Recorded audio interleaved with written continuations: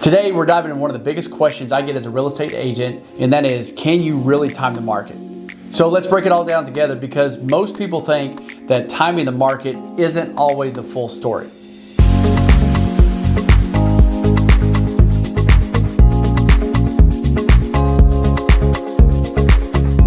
Welcome to Living in Texas Hill Country with Cody.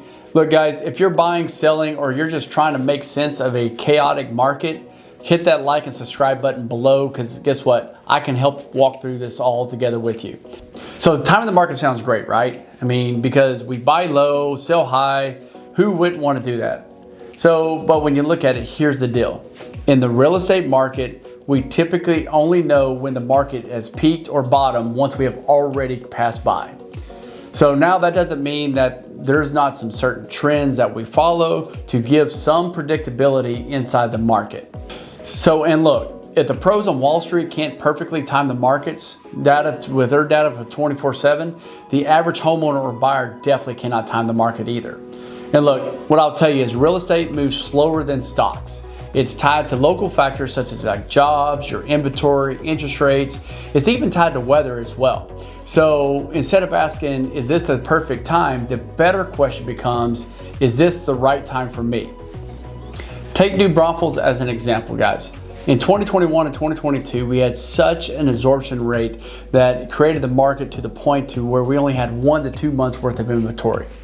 This caused the housing market to skyrocket in prices to the point where some homeowners have even overpaid for their homes. Now guys, when you look at that, I mean, the prices have now backed off because the inventory now has increased and caught up, and that created a false perception here that the housing market is crashing. Guys, that is further from the truth. The housing market right now here is healthy. We're in between that right balance of in between 4 to 6 months of inventory, which is actually what you want when you see a good, healthy housing market is. So that brings me to my second point. I mean, guys, when you look at it, there's always a risk of waiting. So for instance, let's say that you want to hold off from buying, hoping that the price is a dip, but then interest rates go up a full percent. And what happens is that small rate hike can cost you hundreds more a month, even if the price of that house just dropped a little bit.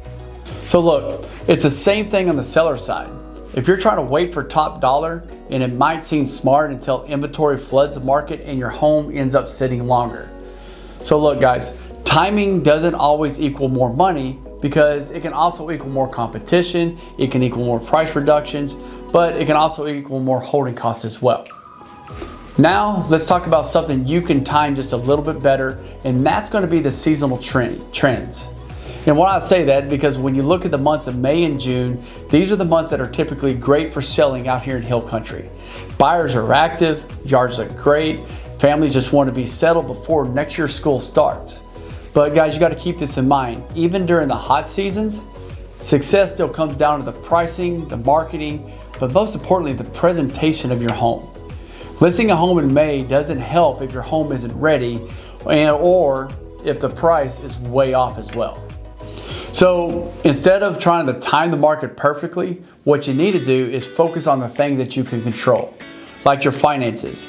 Like for instance, how to reach your short-term and long-term goals of purchasing a house to increase that purchase power. What is your actual timeline that you're looking? Are you currently renting, waiting for the lease to expire? What goals are you trying to achieve? I mean, maybe you're looking for a starter home, maybe you're downsizing, maybe you're looking to have kids. But at the end of the day, if you're planning to stay in the home for 5 to 7 years, guess what? The market's going to dip and the market's going to increase, but at the end of the day, it's not going to really hurt you. And look, if selling your house then opens up new opportunities, sometimes downsizing, relocation, or even freeing up equity, then that benefit may outweigh the waiting of that mythical pause. So look guys, I'll tell you that my job isn't to predict the future, it's to help you to make smart and informed decisions with the current market that we're in. So what that means is I need to know the numbers, I need to understand what the buyer's behaviors are, but also, most importantly, I need to be able to create a plan that works for your specific situation. And that's how I've helped clients buy and sell in all kinds of market conditions.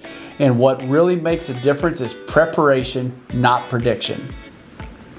So look, if you're thinking about buying or selling and you're wondering if now is the right time, Guys, comment below because I'll be happy to talk it through with you.